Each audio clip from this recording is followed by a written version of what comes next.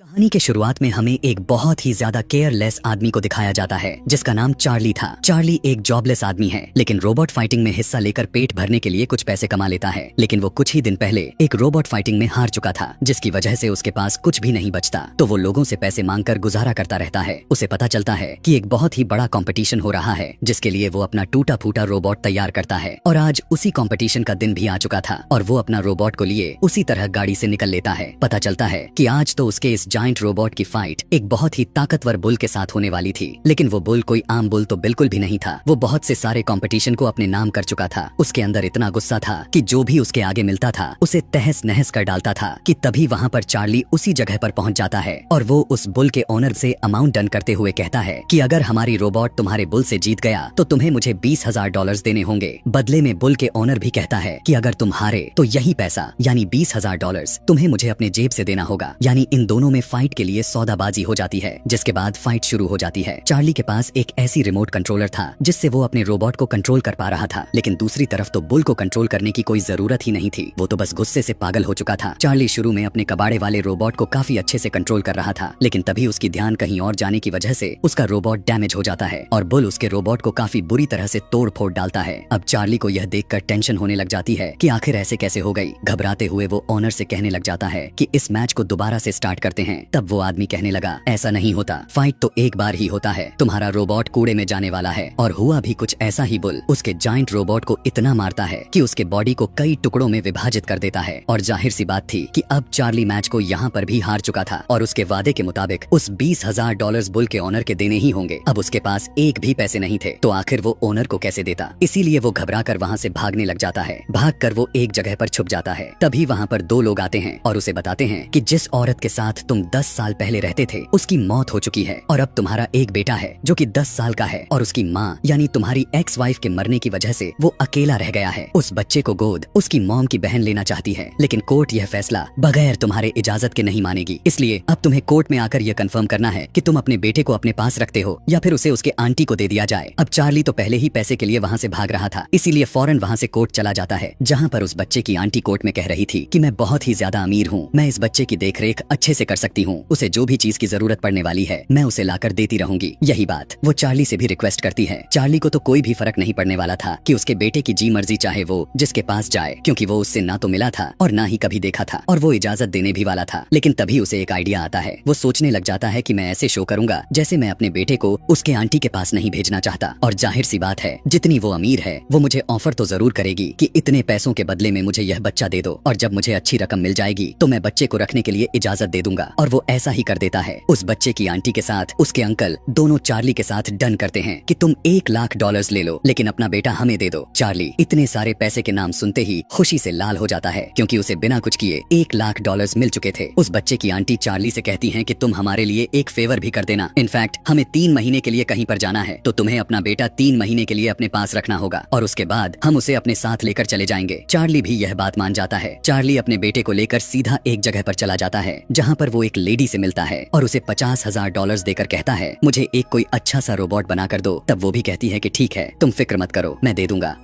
Charlie का बेटा यह सारी बातें सुन लेता है, इसीलिए उसे बिल्कुल भी अच्छा नहीं लगता। चार्ली अपने बेटे से कहता है कि इन्हीं पैसों के बदले में हमारे पास एक बहुत ही अच्छा रोबोट आने वाला है और कुछ ही दिन में उनके रोबोट को कोरियर कर दिया जाता है। वो दोनों उस रोबोट का नाम न्यूजी बॉय रखते हैं। वो बहुत ही ज्यादा जायंट के साथ पावरफुल था। चार्ली यह प्लान बनाता है कि अब जबकि हमारे पास इतना पावरफुल रोबोट हो चुका है तो एक रोबोट फाइटिंग क्यों ना की जाए। चार्ली का बेटा भी कहता है कि मैं भी आपके साथ जाऊंगा, जिसके बाद दोनों एक जगह पर जाते हैं और रोबोट फाइटिंग शुरू हो जाती है। चार्ली चाहता तो वो इतनी पावरफुल रोबोट से फाइट करके इस मैच को आसानी से जीत सकता था, लेकिन जैसा कि हमें शुरू में ही पता चल चुका था कि चार्ली कितना केयरलेस इंसान है, वो इस फाइट को काफी बुरी तरह से हार जाता है। क्योंकि विरोधी टीम का रोबोट पहले तो न्यूजी बॉय का हाथ को उखाड़ कर फेंकता है और फिर उसके बाद उसका सर उसके बॉडी से अलग कर देता है। यह देखकर चार्ली तो पूरी तरह से टूट जाता है। मैच खत्म होने के बाद वो अपने बेटे से कहता है कि चाहे कुछ भी हो जाए मैं इस रोबोट को जोड़कर ही रहूंगा। और वहाँ से ये दोनों जंक यार्ड में चले जाते हैं ताकि वहाँ से इन्हें कोई ऐसा सामान मिल सके जिसके जरिए वो अपने टूटे हुए रोबोट को ठीक कर सकें। वहाँ पर बहुत ही ज्यादा बारिश भी हो रही थी। दोनों बाप बेटे रिपेयर पार्ट्स को ढूंढने में लगे हुए थे, लेकिन तभी उस बच्चे के पैर फिसल जाता है और वो नीचे गिरने लग जाता है। बहुत कोशिश के बाद चार्ली अपने बेटे की जान बचा लेता है। जब बच्चा देखता है कि उसका पैर आखिर किस चीज से स्लिप हुआ, तो उसे एक अजीब सी चीज दिखाई दे पड़ती है। वो किसी पुराने रोबोट का सर था। वो अपने डैड से कहता है कि हम इसे बाहर निकालते हैं, लेकिन चार्ली कहता है कि हमारे पास अब वक्त नहीं बचा और बारिश भी बढ़ती जा रही है। लेकिन बच्चा कहता है कि ठीक है, मैं खुद ही उसे निकाल लूंगा। अगले दिन हम चार्ली को उसी दोस्त के पास देखते हैं जो कि रोबोट्स के बारे में थोड़ी बहुत जानकारी रखती थी। चार्ली अपने दोस्त से कहता है कि मेरा बेटा एक रोबोट लाया है, पता नहीं क्यों जंक यार्ड से कौन सा पुराना सा रोबोट उठा लाया है। चार्ली का बेटा कहता है कि एक बार इसे देखने में क्या जाता है, ये बिल्कुल ठीक लग रहा है। अब चार्ली की दोस्त भी उसे पूरी तरह से ठीक कर देती है, जिससे वो एक्टिव हो जाता है। दरअसल इस रोबोट का नाम एटम था। एटम बहुत ही स्ट्रॉन्ग रोबोट था और यह बात किसी को भी नहीं पता था, चार्ली को भी। अब वो रोबोट पसंद आने लग जाता है, इसीलिए वो अब अपने बेटे से कहता है कि हम इसे बैटलफील्ड में लेकर जाएंगे, एक बहुत बड़े कंपटीशन में, जिसमें दुनिया का सबसे ज्यादा स्ट्रॉन्ग रोबोट है। और रिकॉर्ड है कि उसे आज तक कोई भी ऐसा रोबोट नहीं बना जो उस हरा दे। उन्हें पता चलता है कि एटम में एक ऐसी एबिलिटीज थी कि वो आवाज को सुनकर उसे याद कर लिया करता था, यानी उसे जो भी सिखाया जाता था वो उसे बहुत ही जल्द सीख लेता था। उसे चाहे फाइटिंग स्किल सिखाया जाए या फिर कुछ और दिखाया जाए, वो उसे बहुत ही जल्द कॉपी कर लेता था। अगले ही दिन से चार्ली के साथ उसका बेटा इस रोबोट यानी एटम को ट्रेनिंग कराने लग जाते हैं ताकि ये उस रोबोट से लड़ सके। और फाइनली अब एक टाइम भी आ जाता है जब एटम काफी ज्यादा मात्रा में ट्रेन रोबोट बन चुका था और तरह तरह के कंपटीशन में हिस्सा लेता है। मजे की बात तो यह था कि चार्ली और उनके रोबोट बहुत सारे मैच काफी आसानी से जीतने लग गए थे। और यह देखते हुए चार्ली को कई बार ऑफर किया जाता है कि हमें यह अपना रोबोट बेच दो, चाहे हमसे $2 लाख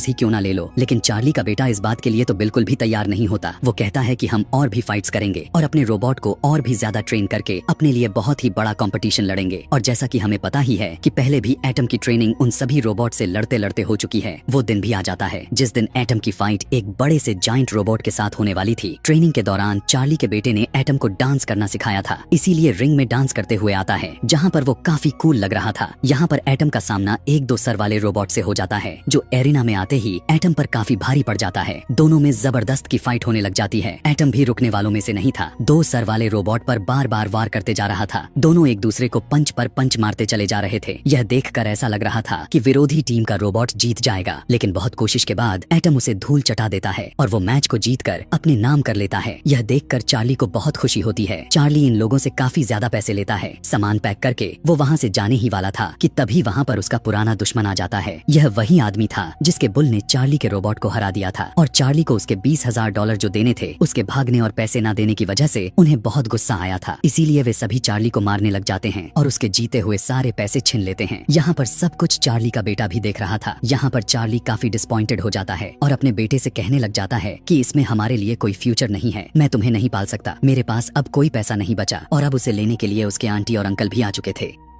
चार्ली का बेटा कहता है कि नहीं, मुझे आपके साथ रहना है, लेकिन जबरदस्ती दोनों उसे लेकर चले जाते हैं। घर आने के बाद जब उसकी दोस्त उसे पूछती है कि तुम्हारा बेटा कहाँ है, तो वो कहता है कि मैंने उसे उसकी आंटी को दे दिया, मुझे तो ऐसा करना ही था, वैसे भी मैं उसकी ठीक से ख्याल भी नहीं रख पा रहा था। तब उसकी दोस्त कहती है कि चार्ली तुम होश में तो हो, वो आखिर तुम्हारा अपना बेटा है, जब वो तुम्हारे साथ रहना चाहता है तो इसमें क्या बुराई है। और वो उसके पास जाने के लिए कहती है, इसीलिए चार्ली को ऐसा करना पड़ता है। यहाँ पर उसकी बातों से चार्ली को एहसास हो चुका था कि उसका बेटा ही था जो उसे इतना सारा टेक्निक सिखाई। अपने बेटे के पास जाकर कहता है कि बेटा आज हमारा मैच ज्यूस के साथ होने वाली है, यानी वही ताकतवर रोबोट जिसे आज तक कोई नहीं हरा सका, और हमें एटम को ट्रेन ही तो करना है। तब उसका बेटा खुशी खुशी से उसके साथ आ जाता है। इवन उसकी आंटी भी उस कुछ नहीं कहती, बल्कि वो यह कहकर इजाजत दे देती हैं कि अगर इसे कुछ हुआ तो तुम्हारी खैर नहीं। और अब वो दिन भी आ चुका था जब ज्यूस और एटम दोनों की फाइट होने वाली थी। सभी लोग काफी एक्साइटेड होते हैं क्योंकि पिछले कई मैचेस को एटम लगातार जीतते जा रहा था और आज जिसके साथ मैच होने वाला था वो ज्यूस था, यानी दुनिया का सबसे ताकतवर रोबोट के साथ होने वाला था। वहाँ पर मौजूद सभी लोग उस पर बेट लगाने लग जाते हैं। वहाँ पर वो आदमी भी आया हुआ था जिसका बुल था। वो कहता है कि एटम हार जाएगा, इसीलिए वो भी ज्यूस पर ज्यादा पैसा लगा देता है, जिसके मुताबिक उसे ज्यादा पैसे मिलने वाले थे। लेकिन यहाँ पर किसी को कुछ नहीं पता था कि आगे क्या होने वाला था। तो अब ज्यूस की एंट्री काफी खौफनाक तरीके से होती है। मैच भी शुरू होने वाला था। चार्ली और उसका बेटा ज्यूस को देखकर घबरा जाते हैं, लेकिन चार्ली अपने बेटे से कहता है कि हमें कुछ भी करके इस मैच को जीतना ही होगा, हम ये कर सकते हैं। उन्हें बताया जाता है कि इनकी फाइट में 5 राउंड होने वाले हैं। अनाउंसमेंट होने के बाद पहला राउंड शुरू हो गया। शुरू में ही ज्यूस एटम ऐसा पंच मारता है कि उसके होश ही गायब हो जाते हैं। उठने के बाद ज्यूस उसे पंच मारे ही जा रहा था। ज्यूस उसे मौका ही नहीं दे रहा था कि वो भी उस पर वार कर सके। ज्यादा मार खाने की वजह से एटम काफी वीक हो जाता है। अब ज्यूस उसके सर पर पंच करता है, जिससे बेचारा एटम नीचे गिर जाता है और वो कोई भी मूवमेंट नहीं कर रहा था। और यहीं पर पहला राउंड खत्म होने की काउंटिंग स्टार्ट हो जाती है। लेकिन तभी चार्ली का बेटा गुस्से में एटम से चिल्लाकर कहता है कि गेट अप उठो, तुम्हें करना होगा। यह सुनते ही एटम में मूवमेंट आ जाती है। फौरन से उठकर एटम ज्यूस को एक जोरदार पंच दे मारता है। वहाँ पर बैठी हुई सारे के सारे ऑडियंस की हवा टाइट हो जाती है, क्योंकि आज तक किसी रोबोट ने ज्यूस को ऐसा पंच नहीं मारा था। एटम काफी अच्छा फील करता है और वो ज्यूस को काफी ज्यादा मारने लग जाता है। लेकिन ज्यूस के सर पर गुस्सा सवार हो जाता है कि ऐसे कैसे उसने मुझे मार दिया। वो एटम को फिर से इतना मारने लग जाता है कि उसे मारने का मौका ही नहीं मिल रहा था। दोनों एक दूसरे को मार भी रहे होते हैं और एटम खुद को डिफेंड भी कर रहा होता है। और यहाँ पर पहला राउंड खत्म हो जाता है। चार्ली उसके पास आकर उसे ठीक करने लगता है, उसे कूल डाउन करता है और अब राउंड 2 भी शुरू हो जाता है। दूसरी राउंड में भी दोनों एक दूसरे से लड़ रहे होते हैं, लेकिन ज्यूस इतना ज्यादा मात्रा में स्ट्रॉन्ग था कि एटम के पंच से उसे कोई असर नहीं हो रहा था। ज्यूस उसे दोबारा से मारने लग जाता है और एटम नीचे गिर जाता है। लेकिन लकीली वो उसी टाइम पर उठ खड़ा हो जाता है जबकि राउंड का टाइम खत्म होने वाला था। तीसरा राउंड भी कुछ ऐसा ही चलता है और चौथा राउंड भी शुरू हो जाता है। एटम रोबोट ने काफी मार खा चुका था, लेकिन चार्ली लगातार उसे इनकरेज किए जा रहा था कि तुम कर सकते हो। और चार्ली का बेटा उससे भी ज्यादा एटम को इनकरेज किए जा रहा था। एटम भी अपना हिम्मत नहीं हारता, लगातार ज्यूस से लड़ता रहता है। ज्यूस एटम को रिंग के कॉर्नर में ले जाकर उसे इतना ज्यादा पंचेस मार देता है कि उसके बॉडी से धुआं निकलने लग जाता है और एटम काफी डाउन होता हुआ दिख रहा था। इससे पहले एटम का सिस्टम खराब हो जाता, बैल बज जाती है और राउंड 4 भी खत्म हो जाती है। चार्ली फौरन से वहाँ पर आकर एटम में कुछ चेंजेस करने लग जाता है। अब 5वां राउंड शुरू होने वाला था, लेकिन एटम की हालात ऐसी नहीं थी कि वो लड़ सके।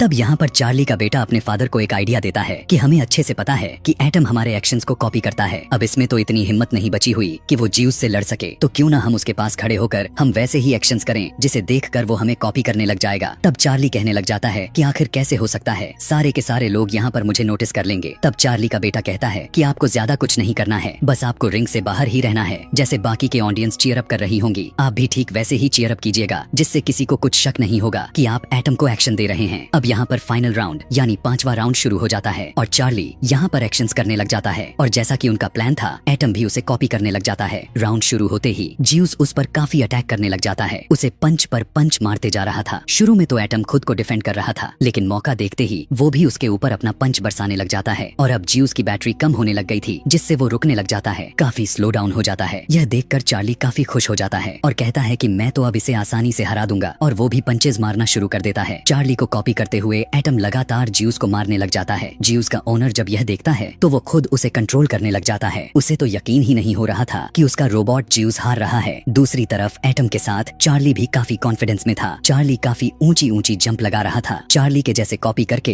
एटम भी ज्यूस पर काफी ज्यादा अटैक कर देता है। यहाँ पर हमें यह रिवील हो जाता है कि चार्ली एक बहुत ही अच्छा बॉक्सर था, लेकिन जब से इस दुनिया में रोबोट्स का क्रेज आया तभी से उसका करियर बिल्कुल खत्म हो गया। लोगों ने रोबोट फाइटिंग को प्रेफर किया और अब बॉक्सर को कोई भी नहीं पूछता था। लेकिन जब चार्ली यहाँ पर इतना अच्छे फाइट कर रहा होता है तो उसकी दोस्त भी रोने लग जाती है। उसका बेटा भी काफी इमोशनल हो जाता है, क्योंकि उसे अपने डैड पर फक्र हो रहा था। वो काफी प्राउड फील कर रहा था कि उसके फादर इतने अच्छे बॉक्सर हैं, इतने अच्छे फाइटर हैं। वो हमेशा से अपने फादर को इसी लुक में देखना चाहता था। ऑडियंस भी चार्ली और एटम को चीयर अप करने लग जाती है। चार्ली को अपने करियर के पुरानी यादें आने लगी थी। वो काफी कॉन्फिडेंस के साथ फाइट कर रहा था। चार्ली फौरन से एटम के जरिए ज्यूस के चीन पर अटैक कर देता है और ऐसा एक्शन आज तक किसी ने भी नहीं किया था। ऐसे करने की वजह से ज्यूस के सिस्टम में एरर आ जाता है और वो नीचे गिर जाता है। अब काउंटिंग शुरू हो जाती है, क्योंकि ये फाइनल राउंड था और अगर ज्यूस इस काउंटिंग के खत्म होने से पहले नहीं उठा तो फाइनली अब एटम जीत चुका था। लेकिन ज्यूस का ओनर ऐसा कहाँ होने देने वाला था। तब वो जैसे तैसे करके वो दोबारा से खड़ा कर देता है, लेकिन अब एटम को जीतना ही था और उसमें काफी कॉन्फिडेंस आ चुका था। वो ज्यूस के उठते ही उसे एटम फिर से पंच मारने लग जाता है और काफी ज्यादा अटैक करता है, जिससे ज्यूस बेचारा फिर से मुंह के बल गिर जाता है। ज्यूस का ओनर गुस्से में आकर कंट्रोलर को ही तोड़ दिया और अब यहाँ पर ज्यूस की बैटरी भी लो हो चुकी थी, यानी उसके पास कोई भी चांस नहीं बन रहा था कि वो दोबारा से खड़ा हो सके। चार्ली को साफ दिख रहा था कि वो और एटम जीत चुके हैं, जिसे वो काफी खुश होता है। वो और उसका बेटा दोनों काफी अप्रिशिएट करते हैं। अनाउंसमेंट होने ही वाली थी कि मैच का विनर कौन है, लेकिन यहाँ पर एटम की जगह पर ज्यूस को विनर कर दिया गया था। ऐसा होते ही सारे के सारे लोग हैरान हो जाते हैं। बात भी ठीक थी, ज्यूस ने हर राउंड में ज्यादा अच्छा परफॉर्मेंस दिया था, बस आखिरी राउंड में एटम ने उसे हराया था। लेकिन इस डिसीजन से कुछ भी नहीं होता। लेकिन ऑडियंस कहने लग जाती है कि आखिरी ही राउंड तो थी जिसमें काफी मजा आया, इतनी लाजवाब फाइटिंग, और आपने ज्यूस को जीता दिया। सारे लोग शोर मचाने लगते हैं। जिन लोगों ने अनाउंस किया था कि ज्यूस विनर है तो वो कहते हैं कि रुक जाओ, पहले पूरी बात तो सुन लो। ज्यूस सिर्फ पॉइंट्स के बेस पर जीता, लेकिन इस फाइट का चैंपियन कोई और नहीं बल्कि एटम ही है। वहाँ पर एटम को चैंपियन टाइटल दे दिया जाता है। चार्ली को बहुत सारे पैसे मिलते हैं और काफी ज्यादा फैन फॉलोइंग भी गेन हो जाती है, जिसे लोग उस जानने लग जाते हैं। ज्यूस अब खत्म हो चुका था, इसलिए अब उसे विनर बनाने का कोई फायदा भी नहीं था। सभी लोग काफी खुश हो जाते हैं और चार्ली खुशी में अपने बेटे को गले से लगा लेता है। चार्ली का बेटा अपने डैड से कहता है कि मुझे आप पर प्राउड है। चार्ली भी अपने बेटे से कहता है कि मुझे तुमसे बहुत प्यार है। मुझे जो पैसे मिले हैं मैं तुम्हारी आंटी को वापस करके तुम्हें अपने पास लेकर आऊंगा। मैं अब तुम्हें दूर नहीं जाने दूंगा। तब चार्ली भी अपने बाप से कहता है कि मुझे भी आपकी तरह ही बनना है। और यहाँ पर ये मूवी कहानी हैप्पीली एंडिंग हो जाती है। ऐसे ही और भी मूवी एक्सप्लेनेशन वीडियोस देखने के लिए कमेंट में नेक्स्ट लिखना ना भूलें। Thanks for watching.